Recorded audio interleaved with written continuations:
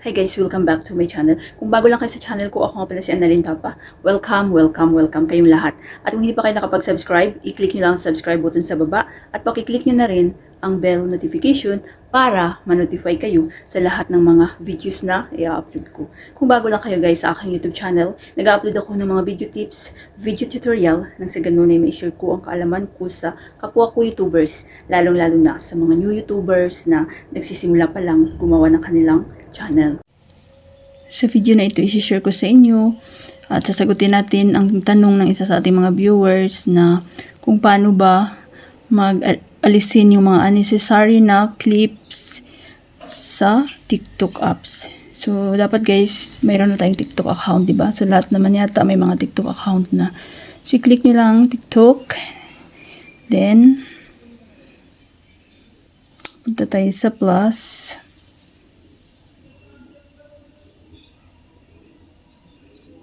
Ayan. So, dito tayo sa video. So, piliin natin ang 60, seconds. So, depende sa inyo kung ano yung gusto nyo. Then, hanap ako dito ng video na ihalimbawa ko sa inyo. Tanggalan natin ng mga unnecessary na clips.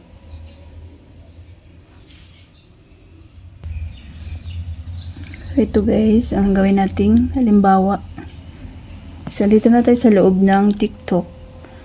So, punta tayo dito guys para mag-edit ng mga unnecessary na clips na nasa GIF or gawin nating 60 seconds yung ating video.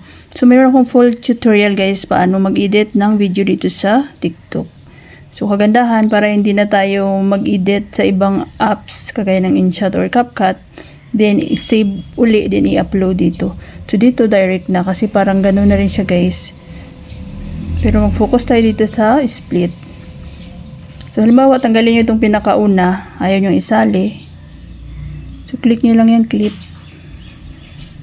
Then, sa baba, click nyo ang split. Then, nahati na siya.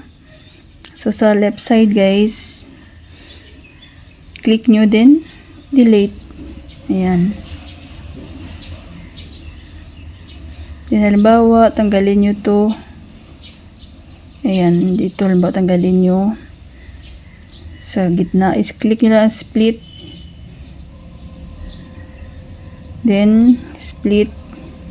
Split ulit. So, tanggalin natin to, halimbawa. Delete. Ayan.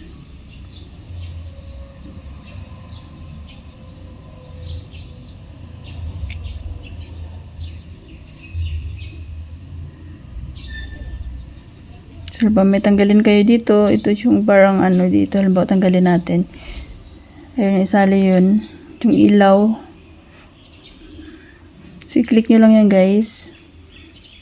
Click nyo ulit ang split.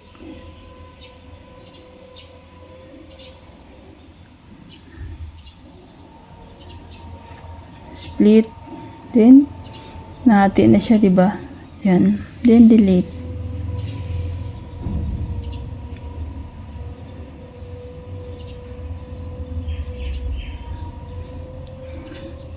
So, ito sa pinakadulo, tanggalin natin. So, click nyo ulit ang split. Estimate nyo lang guys. Then, huwag nyo kalimutan kung i-click kung ano yung i-delete nyo. Then, kasi minsan, nagkakamali tayo, kakamali ako. Yung tatanggalin ko instead na dito sa right side, so dito sa left side.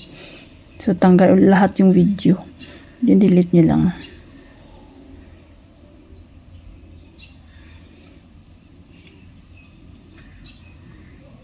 So, ito tanggalin din natin. Ayan. So, click nyo ulit ang clip, split. Then, split. Tanggalin natin yung mga unnecessary na nasa clip. Ayan.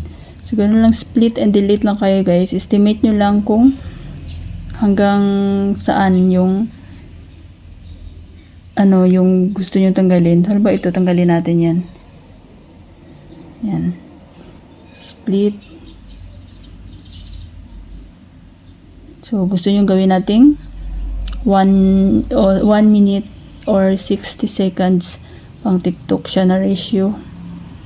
So, tanggalin na lang natin to. Yan. Split lang kayo ng split.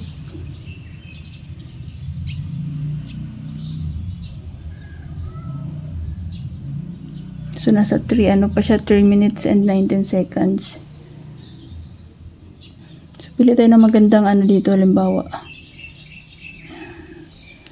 So, halimbawa, yung itira natin is yung magandang, magandang kuha ng video.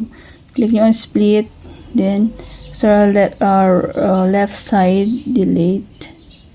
Yan.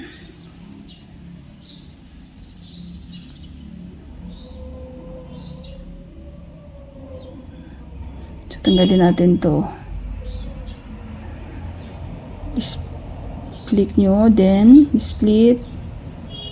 So, na-split na natin yan kanina, i-delete na lang natin. Yan. So, nasa 2 pa siya, 2 minutes. So, ito tanggalin na lang natin yan. Then, delete.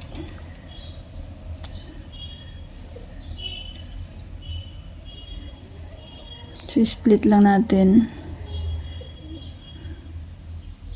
Split uli, then delete.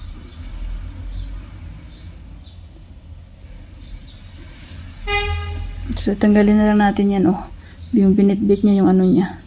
So, split natin, then dito sa right side, delete. So, 1 seconds and 28. So, kapag ganito guys, na alanganin siya, so, pwede natin siyang speed para sumakto yung kanyang length sa 60 seconds. So, click yung speed.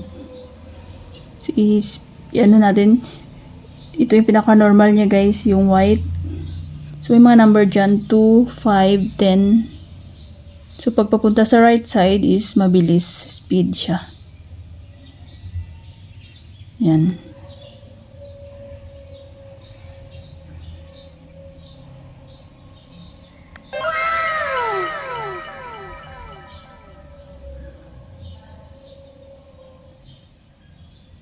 So, ito ulit speed natin.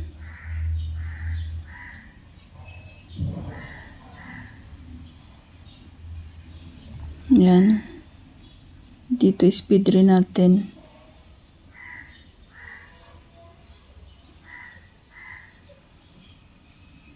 So, pinakauna speed din natin.